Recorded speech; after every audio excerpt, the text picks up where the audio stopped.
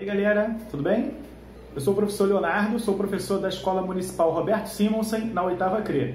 E hoje eu estou aqui para trabalhar com vocês, trabalhar os exercícios do material complementar carioca que a Secretaria Municipal de Educação disponibilizou para a gente fazer nessa segunda semana de quarentena, certo? Esse material especificamente é do 9º ano, tá legal? Na apostila, o material de história ele começa na página 22 e vai até a página 25.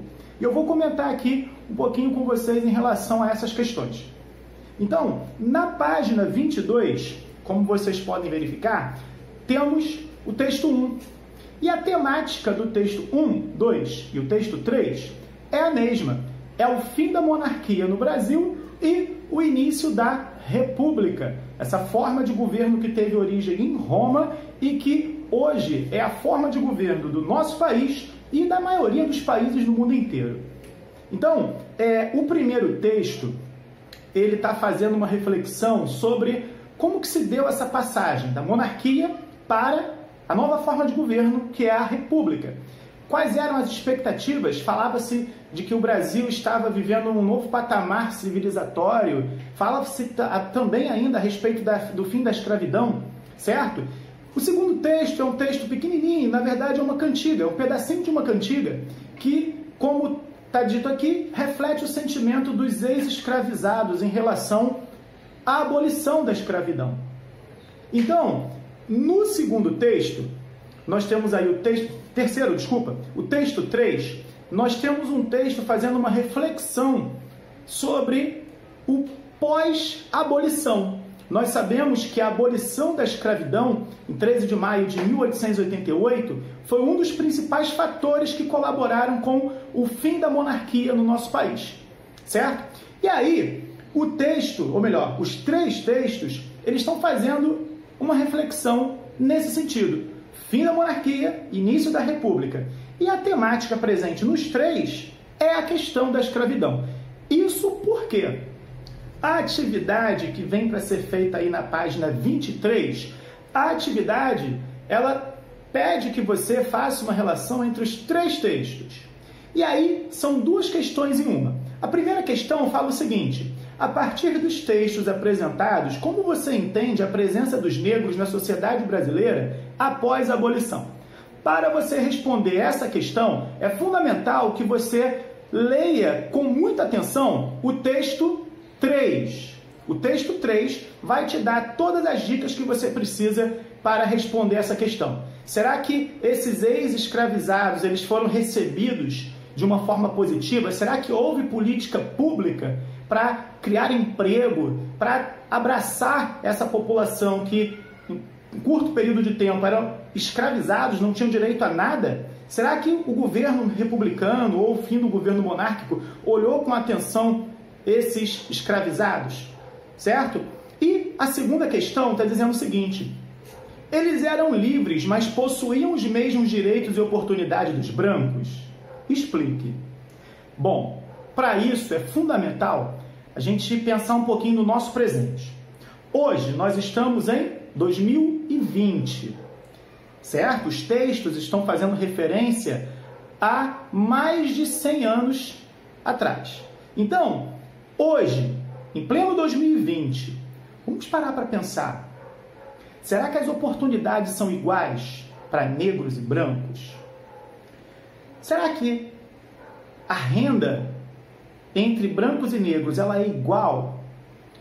Certo? Só para a gente destacar aqui um pouquinho, ilustrar mais o que eu estou falando, o nosso país ele representa a terceira maior comunidade carcerária do mundo. Ele só perde para os Estados Unidos, a China, e o Brasil está em terceiro lugar.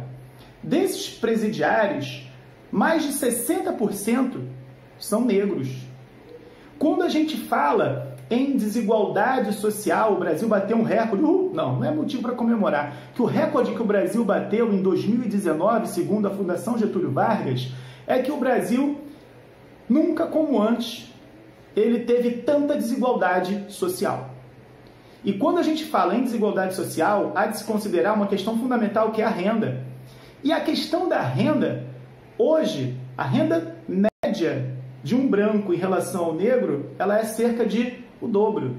Se hoje, em pleno 2020, a realidade é essa, imagina como era essa realidade à época que o texto fala que é o fim da escravidão.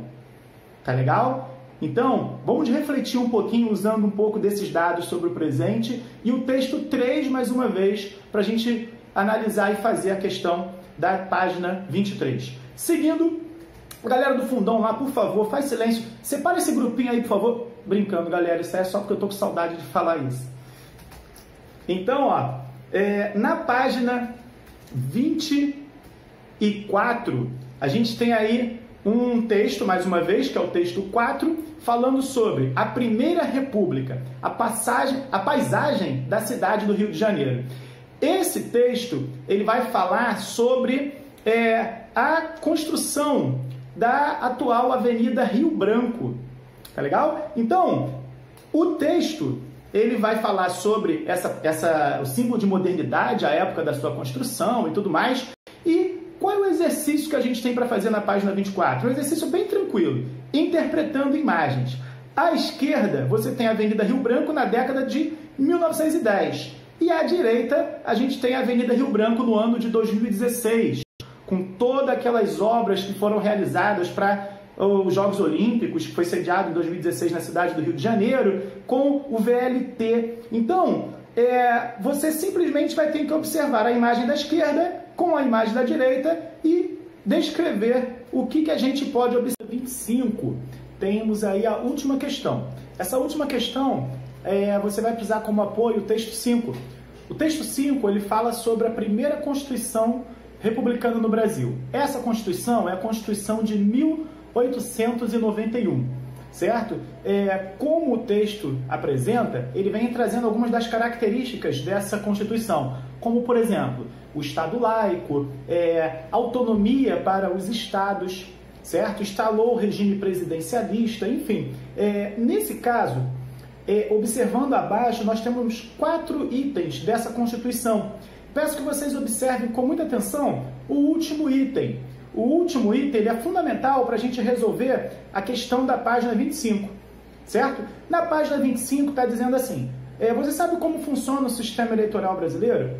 Quem pode votar no Brasil atual?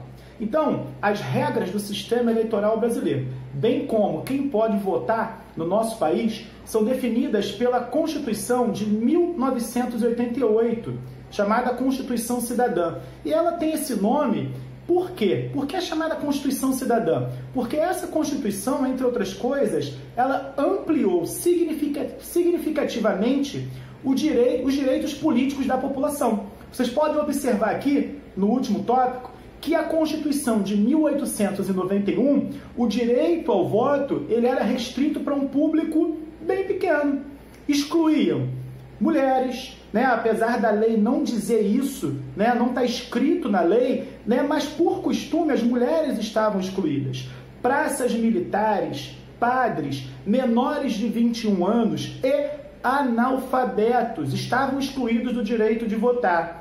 Vale lembrar que o analfabetismo hoje é um dos grandes problemas do nosso país. Isso em 2020. Imagina em 1891, certo? Então, o processo político, ele era controlado à época, de acordo com a Constituição de 1891, por um grupo bem pequeno de pessoas. Eram poucas pessoas que tinham a possibilidade de votar. Tá legal? E isso já fica claro se você observar o último tópico desse texto. Tá ok? Então, de acordo com a Constituição de 1891, o direito ao voto ele foi significativamente ampliado. Hoje a gente tem uma grande mudança, que é a ampliação do voto até mesmo para quem tem 16 anos. Observe que a época, na Constituição de 1891, era homens acima de 21 anos. Hoje, quem tem 16 anos, o voto já passa a ser facultativo, sendo obrigatório a partir dos 18. Tá legal? Então, essa questão, eu sugiro que você dê uma olhadinha na sua apostila, na apostila carioca. Lá, com certeza, a gente tem uma descrição mais detalhada a respeito da Constituição de 1988, a Constituição Cidadã. Tá legal? Então, com essa explanação aqui, eu espero ter ajudado vocês a resolver essas questões. Até uma próxima, se Deus quiser. Se cuidem, fiquem em casa. Um abraço!